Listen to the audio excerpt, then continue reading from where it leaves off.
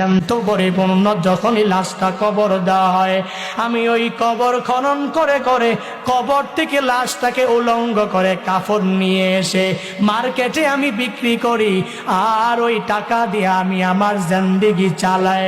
তবে আজ থেকে কয়েকদিন আগে যখন আমি এক কবরের মধ্যে প্রবেশ করে ফেললাম, ওই কবরের মধ্যে প্রবেশ করার পর আমি তাকায়া দেখলাম, যখন আমি ওই কবরের মধ্য থেকে কাফনটা চুরি করার জন্য লাশ থেকে কাফনটা খুলে ফেললাম, হুজুর আমি তাকায়া দেখি এক যুবতীর লাশ। আমি লাশটা দেখে আর নিজেকে ধরে রাখতে পারি নাই, শয়তানের প্ররোচনায় পড়ে গেলাম। এমন এক যুবতীর সাথে জেনা না করে আমি পারলাম না। হুজুর আমি কবরের মধ্যে কাফনটা পরিপূর্ণ খুলে ওই যুবতীর সাথে আমি জেনায় লিপ্ত হয়ে গেলাম। হুজুর এখানেই শেষ না, আমি জেনার কাজ শেষ করে করে এই কাফনটা নিয়া যখন আমি কবর থেকে উঠতে শুরু করলাম, তখনই গাইবি আওয়াজ আমার মনে হলো আমার ওই বোনটা আমাকে বলতেছে, এরে যুবক, কোন এলাকার তুই যুবক? বিন্দু মাত্র পরিমাণ ভয় কি তোর মাঝে নাই?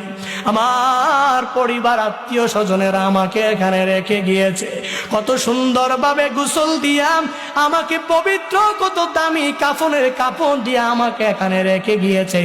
কাল কিয়ামতের ময়দানে আমি সবার সাথে পবিত্র অবস্থায় উঠবো, এজন্যই রেখে গিয়েছে। ওরে যুবক, তুই আমার সাথে কেমন কাজটা করে ফেললি? এতগুলো লাশ, এই লাশের মাঝে তুই আমাকে অপবিত্র অবস্থায় রেখে রেখে কোথায় যাও?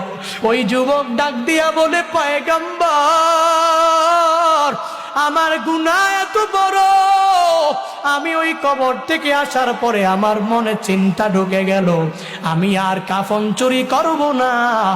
ও পয়গম্বর, আমি আর কাফন চুরি করতে কবরে যাব না, কিন্তু আমার একটাই ভয়, আল্লাহ আমাকে মাফ করবে কি করবে না? নবী আমার বলেন, এরে যুবক, তোমার গুনাহের পরিমাণ কি এত বড়? মানুষ কি এই পরিমাণ গুনাহ কি করতে পারে? যুবকের বুঝতে আর বাকি নাই, আল্লাহ মনে হয় মাফ করবে না। নবীর দরবার থেকে দৌড়াইয়া বিশাল এক পাহাড়ের চূড়ায় চলে যায়। পাহাড়ের চূড়ায় যাইয়া আমার মালিকের দরবারে শুধুমাত্র কান্না করে আর বলে, হে মালিক, সাহাবায়ে কেরাম সরায়া দিয়েছেন, নবীও আমাকে বলেছে বড় গুনাহ। ও আল্লাহ, তুমি তো আমাকে বানিয়েছো, তুমি যদি আমাকে মাফ না করো, আমাকে ক্ষমা করার মতো কেউ নাই।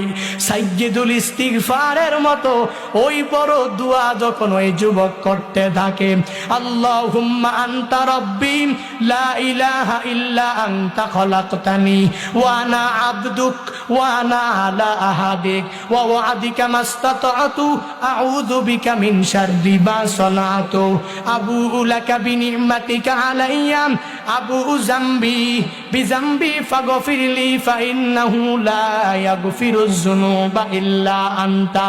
ওই যুবক শুধুমাত্র আল্লাহর দরবারে এই বলে কান্না করে, হে মালিক, আমি জানি আমার গুনাহের পরিমাণ অনেক বড়, তো আল্লাহ তুমি তো আমাকে সৃষ্টি করেছো, তুমি যদি মাফ না করো, আমার মাফ করার যার কোনো জায়গা নাই, আমাকে ক্ষমা করার মতো অ্যাবিলিটি কারো মাঝে নাই।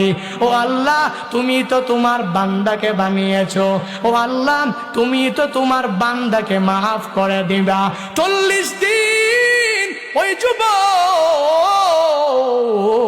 পাহাড়ে চূড়ায় দাঁড়ায় দাঁড়ায় কান্না করে। আল্লাহ দেখে কি দেখে না? আল্লাহ বলেন, ও জিবরাইল, যা যা আমার নবীর কাছে গিয়া জানা দে, নবীকে 2টা প্রশ্ন করবি, 3 বারের সময় ক্ষমার কথা জানা দিবে।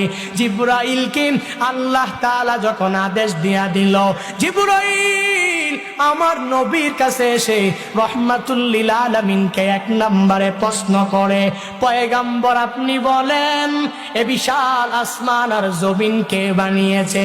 নবী আমার বলেন আসমান আর জমিন আল্লাহ বানিয়েছেন। আবার প্রশ্ন করেন, ও পয়গম্বর আসমান আর জমিনের উপরে নিচে সব জায়গায় যারা আছে এদের প্রত্যেকের রজ্জাক কে?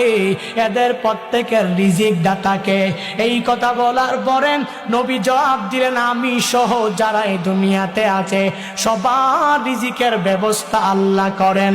জিবরাইল বলেন, নবী আমার, যে আল্লাহ আসমান বানাইলেন জমিন বানাইলেন, যে আল্লাহ আসমান আর জমিনের নিচে উপরে আর আসমানের নিচে থাকা সব মানুষের চতুষ্পদ সব জন্তুর রিজিকের ব্যবস্থা যে মালিক করতে পারেন, ওই মালিক কি তার ওই বান্দাকে মাফ করতে পারে না? আপনি আপনার সাহাবীকে ওই যুবকের কাছে পাঠায়া দেন, আর যুবককে আল্লাহর পক্ষ থেকে ক্ষমার সুসংবাদ দিয়া দেন। এই কথা বলে জিবরাইল চলে যায়। নবী আমার এক সাহাবীকে পাঠায়, ওই সাহাবীকে বলেন, ও সাহাবী যাও যাও মুখ পাহাড়ের উপরে এক যুবক তাকায়া দেখবা মালিকের দরবারে কান্না করে, শুধুমাত্র গুনাহ মুক্ত জিন্দেগি পাওয়ার জন্য কান্না করে।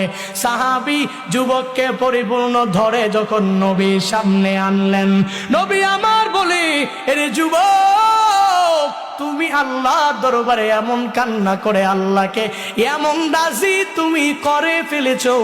একটু আগে জিবরাইল আমার কাছে এসেছিল, জিবরাইল আসিয়া আমাকে দুইটা প্রশ্ন করে জানায়া দিয়েছে, আমার রব তোমার জিন্দেগীর সব গুনাহ মাফ করে দিয়েছে।